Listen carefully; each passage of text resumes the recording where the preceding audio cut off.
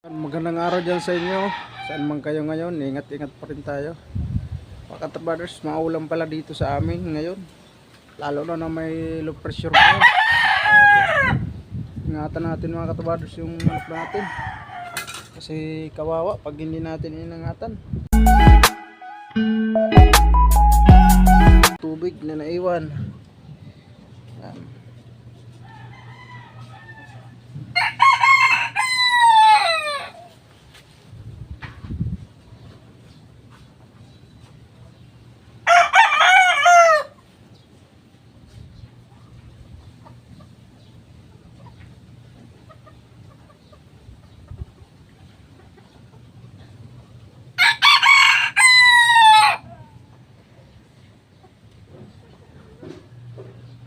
Gusto ko sana ilabas yung mga manok. Kaso lang ito nga, pabugso-bugso yung ulan. Ito parang nag-ambon-ambonan ng mga katrabaders. Kaya siguro mamaya-maya na lang natin ito ilalabas pag medyo gumanda na yung panahon. Yan, ang dudumi ng ating mga kulungan. Oh, hindi tayo makapaglinis. Grabe. Siguro pag mag tuloy-tuloy na yung init, saka tayo makapaglinis. Yan oh, dudumi. Hindi tayo makawalis at saka hindi tayo makaayos ng kasi mga basa yung nila. Ang lalagyan. Yan mga katrollers. Grabe. Sobra talaga yung nito. Ulan. Ito nga parang umambon-ambon naman nga ang mga katrollers. Sobrang ulan ganito sistema. Yan.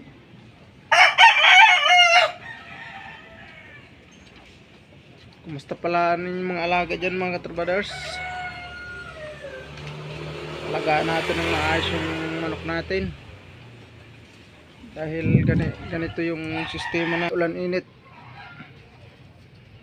Kaya kung alanganin tayo mga katrabaders maglabas, huwag na nating ilabas yung mga manok natin. Dahil ganito ang nangyayari.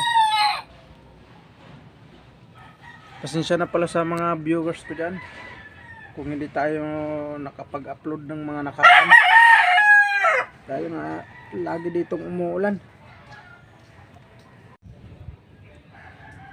Grabe mga katabaders ang ating manukan. Buti na lang kahit ganito ang sistema mga katabaders, wala silang mga sakit, wala silang mga sipon. Kasi pag pakain ko, linilinis ko pa agad yung pakainan nila at saka lang natin dito sa ating mga manok ngayon, lalo na umuulan. Ay ito lang muna, Vitamin Pro. Hinahalo lang natin sa tubig yung Vitamin Pro, saka natin ibibigay sa kanila. Makainom lang kahit mga 4 na inom nila, kinukuha ko na yan, tinatapong ko na yan. Hindi natin pwede babaran sila dahil malamig ang panahon. Baka magkaroon sila ng sipon kung laging may tubig yung pakainan nila. Kaya kailangan maging masilan tayo sa pag-aalaga sa kanila. Kasi kung hindi natin aalagaan sila ng maayos, magkakasakit sila mga katrollers. Bibili na naman tayo ng gamot. Ang tagal pa naman pag nagkaroon ng manok ng sakit, ang tagal gumaling, lalo na yung sipon, ang tagal. Kaya kailangan natin sila alagaan ng maayos para hindi sila magkasipon. Dahil ganyan ako mga katabaders, inaalagaan ko yung mga manok natin. Yung mga nakaraan nga, yung mga stag natin, pinagbibinta ko na para naman bawas-bawasan yung manok natin dito. Itinera ko lang yung mga manok na panglaban ng utol ko. Kaya ito lang muna dahil naglulugon pa naman sila.